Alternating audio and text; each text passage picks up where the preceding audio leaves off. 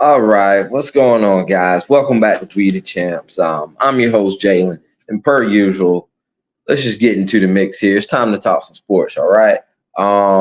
And what we have here is the actual halfway mark through the NFL season. I mean, I remember last season ending, spring, summer, and we're just all so excited for the season to start. And can you believe we're damn near halfway through? I mean, if you look at the scope of it, week 8 just passed. So there's still technically, I believe, 9 weeks left. So, but each team has 9 games left or something like that. But anyways, it's not the beginning, it's not the quarter mark, it's the literal halfway mark. So we see how things are rounding up. And today I'm doing a special little champ rankings, what I like to say. My co-host, when he sees this, he might get mad at me, he might be happy, but who cares? But let's get into the mix, guys. I'm gonna talk about these teams a little bit, rank them out, hit you with some stats and their past performance from this week. All right. So honorable mention. In my honorable mentions, guys, these are teams that can honestly be in the 8 to 9 range, maybe 8 to 9 to 13 or whatever. You know, those teams you can flip flop depending on how you feel about them. All right. So we had the 49ers, Vikings, and Chargers. And some other teams I didn't put up there that I'm liking up in these spots are the Bears and Bucks. 49ers, man, we know recent history, they've been the prime team of the NFC, and they've been down recently. From what we're seeing, they had some tough losses, and they have plenty of injuries. I mean, Ayuk going out, Debo's missed time, Christian McCaffrey has yet to play. So these are significant names, and honestly, all guys getting paid big money for the 49ers that they depend on to come through. They're sitting at 4-4 right now. The offense is 8th in the league, with the defense middle tier at number 17. That's something different we haven't seen. Quite too common quite recently with the 49ers. So I want to see some improvement. I definitely believe this offense can do nothing but grow once they get healthier, especially with CMC coming back. But damn, Ayuk. All right, we had the Vikings. The Vikings started off hot, bro. They one of the last undefeated teams. However, they've taken it on the chin the past 2 weeks. The Thursday night football loss to the Rams, which I've seen it coming. The Rams had Puka and Cup back. So that was big for them. And they just got hit in the mouth again against who did they play this past week? I'm drawing a blank. Oh, that was who it was. Yeah, they played on Thursday night. So the Vikings, they're losing some steam here. I want to see them really get back on course. They were ranked both top 10 in offense and defensive scoring. So what are we going to get from the Vikings? Do we see Sam Darnold crumble and fold? And, you know, what's going to happen here? What's going to happen here? The Chargers were a team with kind of a bit of a hype. Not so much typically, but, you know, for the football heads, they know what's going on. They still have the superstar, all-talented quarterback, Justin Herbert, and they have the superstar coach who's the front of the show, and Harbaugh coming after this championship in Michigan. And it's so stereotypical of Harbaugh to how he formulates his team. You know, at Michigan, they are run hard, stingy, hard-nosed defense, and that's what we're seeing from the Chargers. The Chargers are actually the number 1 ranked scoring defense right now. Goodness. You know, they like to pin those ears back, and as we've seen in past years, they've had the playmakers, had the stars, the payroll, obviously, but we didn't see quite the results on defense that we're seeing now, and that's just crazy how one coach can make that difference. Now, you look on the offensive side of the ball, they want to pound the ball. J.K. Dobbins, an explosive back from Baltimore, is getting his chance again, making things look good with the Chargers. And Justin Herbert. So this past Sunday in their victory against the Saints, the defense showed up, and we saw some explosive plays from the Chargers. I mean, the week before they lost to the Cardinals, Herbert threw for over, 340, 349. And this week we've seen some big plays, specifically to Ladd McConkey, the Georgia rookie, who we saw make these big kind of plays in the right spot at the right time, attacking the field, stretching the field. So I'm excited to see what the Chargers. I'm excited to see what they're working with, man. Like for real, for real. There's definitely one team. That's definitely one team that can grow later on this season. I can see being a very, very, very, very stiff problem. All right. And shoot, let's just go into the top 10. Number 10. The Falcons. All you Atlanta fans hear that? The Falcons. I don't know how y'all slid into the top 10 champ ranks of my NFL rankings through the halfway mark, but somehow you did.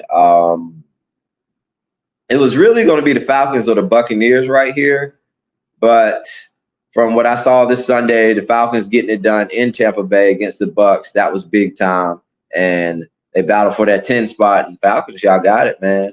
Granted, the Bucs were missing their 2-star receivers and Chris Godwin and Mike Evans, but hey, it's hard to knock it. I'm liking the direction y'all are going in this season thus far. Kirk's getting things done. I mean, we can even go back to the Monday Night Football matchup. Yeah, comeback last minute win you guys had against the Eagles. That was big time. Now you're sitting at 5-3 in control of the NFC South. Yeah, you guys can. Hey, y'all in the steering wheel. Y'all have the driver's seat. Let's just hope Kirk can stay healthy. All right. Number 9, the Steelers. All right, and one thing I want to say, I'm going to point out each team I did not expect to be in the top 10 of my rankings through the halfway mark. So the Falcons were definitely one. The Steelers have a strong roster. And as we've seen last year, Kenny Pickett just couldn't get it done at quarterback. They brought in Justin Fields and Russell Wilson, and they're not turning the ball over. And then the Steelers did something crazy, which we all thought was crazy, and switched out the quarterbacks. All right. Justin Fields wasn't playing at a very, very high level, but he was playing steady and he was protecting the ball and being somewhat efficient. Now you bring in Russell Wilson. This is what I was saying. I'm saying they have to be seeing something at practice or maybe before where it's like, all right, let's give Russell Wilson a chance. Maybe he can elevate us just a bit more than Justin Fields can at this moment. So it's worth the risk. You know, if it doesn't work, we're still going to have a non-losing season at the end of the day. But we got to see if we can get a little playoff booster from Russell Wilson. And he showed out Monday night against the Giants. And the week before, he played pretty well. So at the Steelers here, the Steelers are number 2 in scoring defense, number 15 in scoring offense with a really pretty solid rushing attack. All right. Oh, and I'm calling out their scoring numbers. The Falcons are number 12 in scoring offense and number 19 in scoring defense for this season. All right. But the Steelers are looking strong, man. They look like the Ravens sliding a little bit. They look like they can maybe take the NFC North. We'll see. All right. The Texans. The Texans were a highly hyped team. I had them as true contenders that can maybe knock off Patrick Mahomes and bang with them on that level. I just have faith in CJ Stroud on that final drive to make things happen, make the plays, make the right throws and decisions to win the game. However, they're dealing with injuries right now. You know, Nico Collins is out. So it's like, all right, Nico Collins is out. We still have this receiver depth. He's coming back. We're still going to bang it out. Now, Stephon Diggs is out with the ACL injury for the season.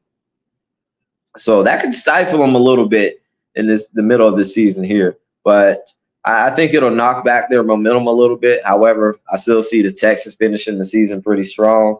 D'Amico Ryan, CJ Stroud, they still got this on Stroud. They're definitely the favorite to make it out of the AFC South. And as long as they have that and they can finish the season healthy, we'll see some things. Falcons number 10.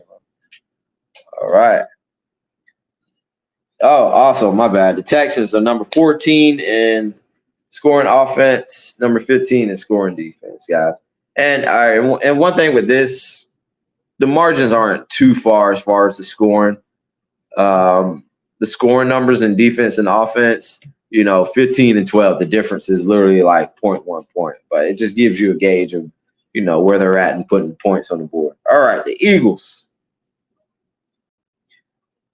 The Eagles, Saquon has been the difference maker in this team, and we can absolutely salute A.J. Brown as being a point spread mover. When these guys are healthy and humming on the offensive side of the ball, the Eagles get it done.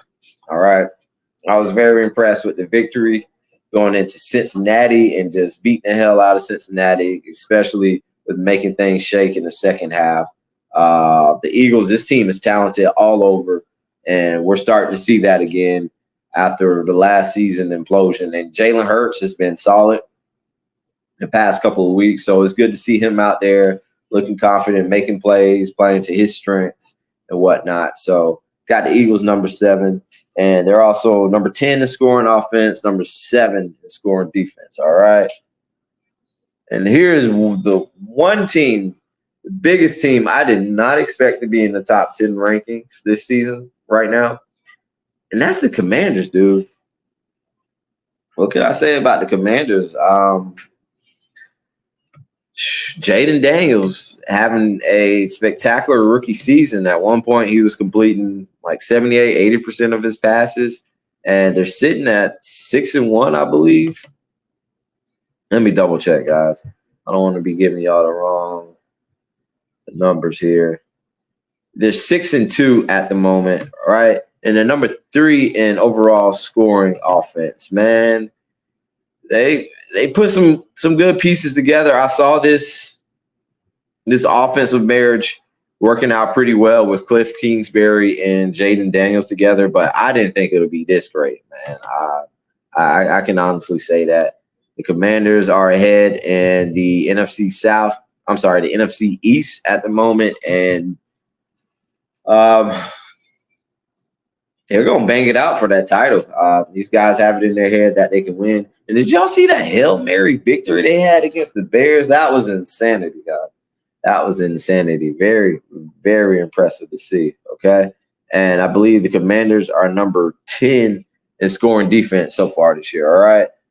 Number 5, we have the Baltimore Ravens. Guys, I just want to say y'all are disappointing me in 2 ways for the Ravens. Your defense. I mean, I know you're not quite the Steelers, but isn't part of this franchise hanging their hat on the defensive side of the ball? If we can't get it done on, we're going to make it happen on D. We're going to get strip sacks, fumbles, pick sixes, damn near punt returns, whatever. What is up with this defense right now? And that is why I have the Ravens at number 5. Not just that, I'm also disappointed in y'all losing to the Browns after they traded Amari Cooper and they put in Jameis Winston. Well, I mean, we can all see at this point Deshaun Watson is cooked, so Jameis Winston is a better option than Deshaun Watson. I mean, Deshaun's been outplayed by Jameis and Joe Flacco, so, I mean, we see where the quarterback issue is. However, Ravens, we got to get this together. Now, they just made a big splash trade for Deontay Johnson. That's adding to their offensive weaponry, which is really good. They don't really have to pay him anything. He's still on his rookie contract. But, man, let's get this defense rocking, guys. Like, y'all are in a shootout every other week.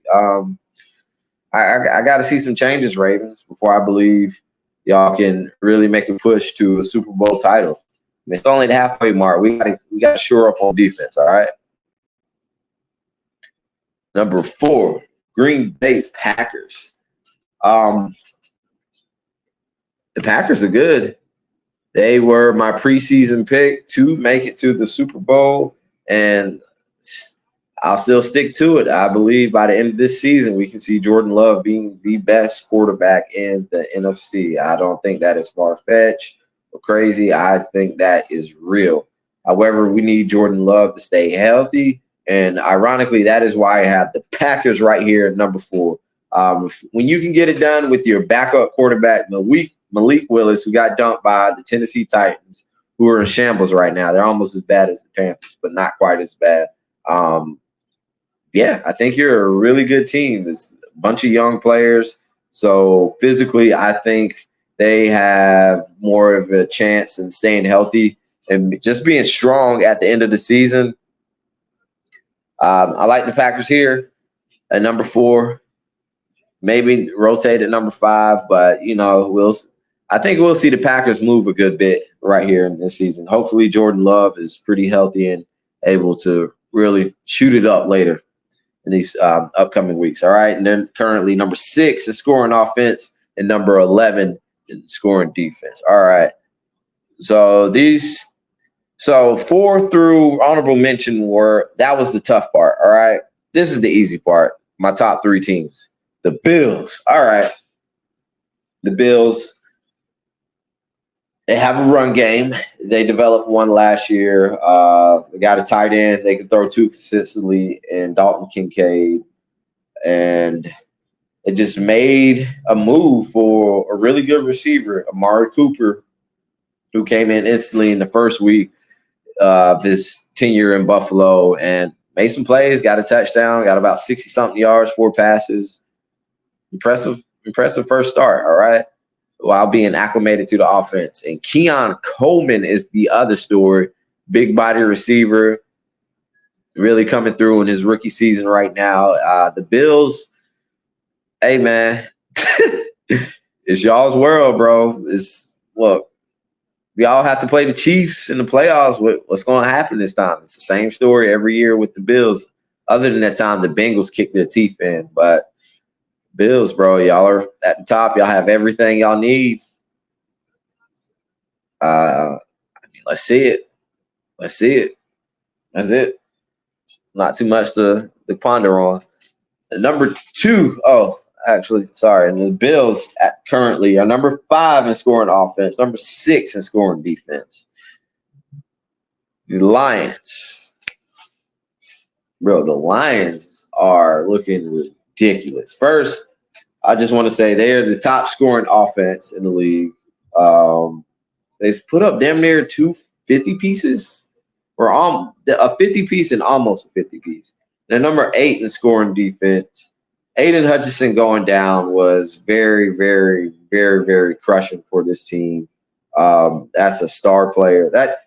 So the caliber of player and what Aiden Hutchinson brings to the table is what I call an untradeable player. Young guy, top of the league at his position, not getting paid. Those guys, you can't trade them. There's nothing else you would trade him for. In the premier position at pass rusher, you look at him, a guy like Puka Nacua, and then, of course, quarterbacks like C.J. Stroud. There's not one player in this league you'd trade C.J. Stroud for. Not even Mahomes because of the contract right now. Texans, I believe, are in win now mode. They might be one season away from it, but still, they can bring guys in. They can hire mercenaries to come in. And Aiden Hutchinson is in that class of player, all right?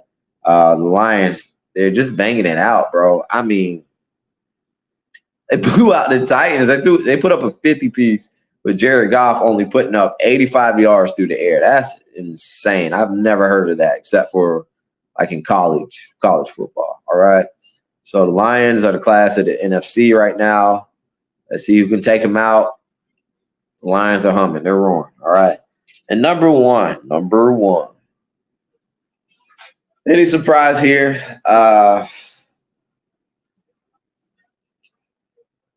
They don't have Tyreek Hill anymore. I mean, what can I say? They're still scoring. They're currently number 9 in offensive scoring, and number 5 in defense. Dude, this defense is physical. They get it done, man. They played the Raiders. The Raiders were on the 1-yard line and couldn't get it in. They had them turnover on downs. I think the Raiders would have taken the lead had they gotten a touchdown on the 1-yard line. The Chiefs just held it down on defense, man. Man, I don't want to gloss over the Chiefs right now, bro. But damn, they're good. The one thing that we've been saying about the Chiefs for so long is, they don't have the star receiver, which we saw last year. They got it done. I mean, granted, Rashee Rice was very underrated, but that was their top guy last year. And, of course, Travis Kelce, coming through like a superhero. So don't sleep on him, even though it hasn't been quite the same numbers as before. Don't sleep on Kels. And then just picked up D-Hop. Expect D-Hop to make the right plays he needs to make. Dude, who's going to stop the Chiefs? They're undefeated right now. This defense is on fire. This is a super confident team that needs to be stopped. All right. All right, guys. That does it for the We the Champs Champ NFL rankings. Tell me what you like in the comments. Hit me up. Don't forget to like, subscribe, support the show. We appreciate you. We the Champs. We out, baby.